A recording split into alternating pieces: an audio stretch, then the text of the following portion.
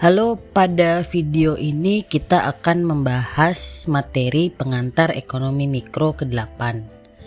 Jika sebelum UTS kita sudah selesai membahas sampai teori konsumsi atau konsumen, sekarang kita lanjut nih membahas teori produksi yang menjelaskan perilaku dari sisi penjual atau pedagang pada pasar.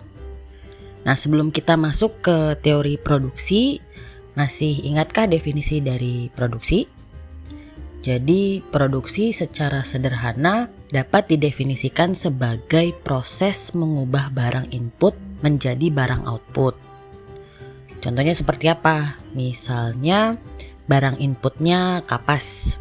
Setelah melalui proses produksi, kapasnya dipintal oleh mesin dan menghasilkan output yaitu benang. Jadi itu contoh produksi gitu ya. Nah, atau bisa juga produksi didefinisikan sebagai rangkaian proses yang meliputi semua kegiatan yang menambah atau menciptakan nilai guna suatu barang atau jasa. Jadi yang tadinya kapas hanya dapat digunakan mungkin untuk membersihkan luka, sekarang setelah dipintal jadi benang bisa digunakan untuk menjahit baju. Jadi nilai gunanya bertambah. Lalu apa itu teori produksi? Teori produksi adalah teori yang menerangkan hubungan antara tingkat produksi yang ingin dicapai dengan jumlah faktor-faktor produksi yang digunakan. Nah, kalau kamu ingat berarti faktor produksi itu adalah input dari produksi atau sumber daya yang dibutuhkan untuk memproduksi barang dan jasa. Faktor produksi ada 4 jenis ya. Yang pertama sumber daya alam, yang kedua sumber daya manusia, ketiga modal, dan keempat kewirausahaan atau skill. Nah, saat faktor-faktor produksi ini digunakan, itu kan nggak mungkin gratis ya. Harus dibayar nih oleh perusahaan dalam bentuk balas jasa dan menjadi biaya produksi. Jadi pembayaran atau balas jasa dari penggunaan faktor-faktor produksi itu yang dihitung sebagai biaya produksi atau berapa uang atau pengorbanan yang dikeluarkan untuk memproduksi suatu jenis barang atau jasa. Nah, ketika menggunakan faktor produksi sumber daya alam, berarti balas jasanya dalam bentuk sewa atau rent. Untuk sumber daya manusia dibayar dengan upah atau gaji. Penggunaan sumber daya modal itu dibayar dengan bunga atau interest. Lalu kewirausahaan itu mendapat dividen atau profit gitu ya. Nah, karena tujuan dari penjual atau supplier atau pedagang itu kan untuk menghasilkan profit atau laba yang sebesar-besarnya gitu ya. Nah, bagaimana caranya? Caranya adalah dengan mengoptimasi produksinya atau bagaimana caranya bisa memproduksi sebanyak-banyaknya. Kenapa? Dengan harapan bahwa ketika produksinya banyak, suplai barangnya juga banyak, barang yang terjual banyak, pendapatannya banyak, akhirnya profitnya juga banyak gitu ya. Nah, untuk membuktikan kenapa sih perusahaan atau penjual harus melakukan strategi optimasi produk seperti ini. Jadi kita kembali dari awal ya, bahwa tujuan dari perusahaan adalah bagaimana memaksimalkan laba atau profit. Laba atau profit itu definisinya adalah selisih antara pendapatan dan biaya. Nah, artinya di sini pendapatan itu pengaruhnya positif ya. Artinya semakin besar pendapatan sebuah perusahaan, maka laba atau profitnya semakin besar juga. Sementara biaya itu pengaruhnya negatif. Semakin tinggi atau semakin mahal biaya produksinya, maka laba perusahaan akan semakin berkurang. Nah, kalau definisi dari ini kita tuliskan ke dalam persamaan matematika, berarti kan seperti ini ya. Pi, itu lambang Pi ya, sama dengan TR atau total revenue atau total pendapatan dikurang dengan TC atau total cost, total biaya gitu ya. Nah, pendapatan itu definisinya apa? Pendapatan itu adalah nilai dari barang dan jasa yang dihasilkan dari kegiatan usaha. Rumusnya adalah TR sama dengan P dikali Q, di mana P adalah harga barangnya, Q adalah jumlah barang yang terjual. Artinya semakin mahal harga barangnya, pendapatannya juga akan semakin bertambah, atau semakin banyak jumlah barang yang terjual, pendapatannya juga akan semakin bertambah. Kemudian biaya definisinya adalah pengorbanan yang dikeluarkan dari kegiatan usaha. Rumusnya adalah TC sama dengan AC. AC itu average cost ya, atau berapa biaya rata-rata yang dikeluarkan untuk memproduksi satu barang, dikalikan dengan Q atau jumlah barangnya. Nah, average cost atau biaya itu kan dari hasil balas jasa atas penggunaan faktor produksi. Nah, karena faktor produksinya ada 4, berarti jenis biayanya ada 4 kan.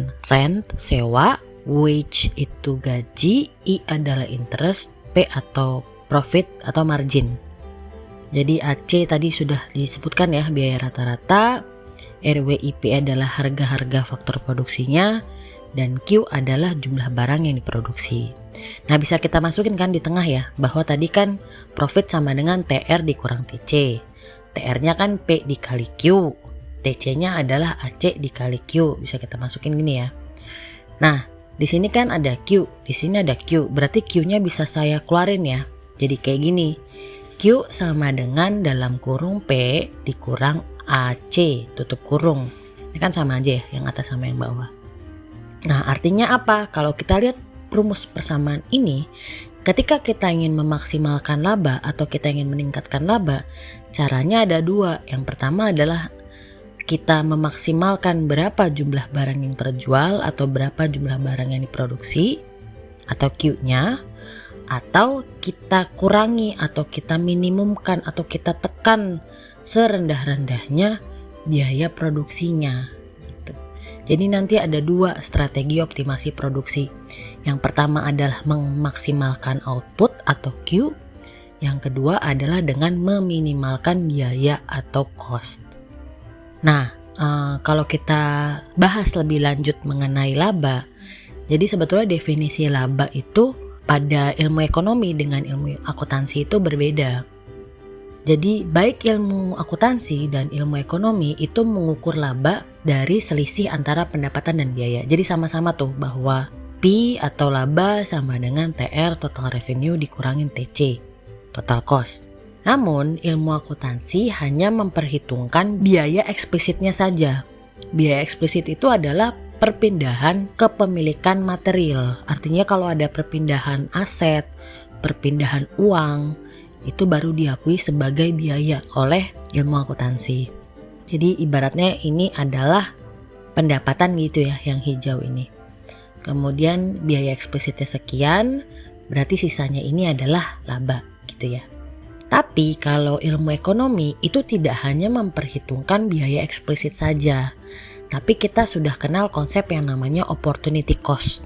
Opportunity cost itu adalah manfaat yang hilang ketika kita memilih sesuatu pilihan gitu ya. Kalau kamu ingat prinsip dasar ilmu ekonomi. Jadi di dalam ilmu ekonomi itu, ini mungkin sama ya, sama-sama pendapatannya sama, biaya eksplisitnya sama.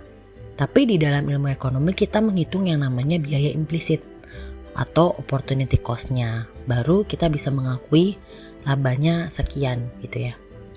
Contohnya seperti apa? Misalnya seseorang yang tadinya bekerja dengan upah $20 per jam. Kemudian dia memutuskan untuk berhenti bekerja dan bertani aja. Saya capek gitu ya kerja di kantor, saya mau jadi petani aja. Nah, ketika dia bertani, dia bekerja selama 10 jam dengan biaya bibit $100. Nah, kalau kita berbicara biaya eksplisit, itu kan biaya yang benar-benar dikeluarkan gitu ya dalam bentuk uang atau perpindahan materi. Dengan kata lain, biaya eksplisit ini ketika si orang itu membeli bibit kan seharga $100. Tapi sebetulnya biaya di dalam ilmu ekonomi ketika seseorang itu pindah profesi dari kerja di kantor sekarang jadi bertani, berarti kan ada manfaat yang hilang ya. Tadinya dia digaji $20 per jam, tapi karena dia sudah berhenti bekerja, sekarang dia tidak dapat upahnya lagi. Berarti itu kan termasuk ke dalam biaya implisitnya. atau opportunity cost gitu ya, upah yang hilang sebesar 10 jam dikalikan dengan $20. Jadi kalau dia masih bekerja dan dia menghabiskan 10 jam, itu sebetulnya dia harusnya digaji $200. Tapi karena dia memilih bertani, pendapatan itu hilang. Jadi itu bedanya antara biaya eksplisit dengan biaya implisit. Oke, sekian pembahasan pada video ini. Pada video selanjutnya kita akan membahas mengenai strategi optimasi produksi dengan memaksimalkan output. Terima kasih.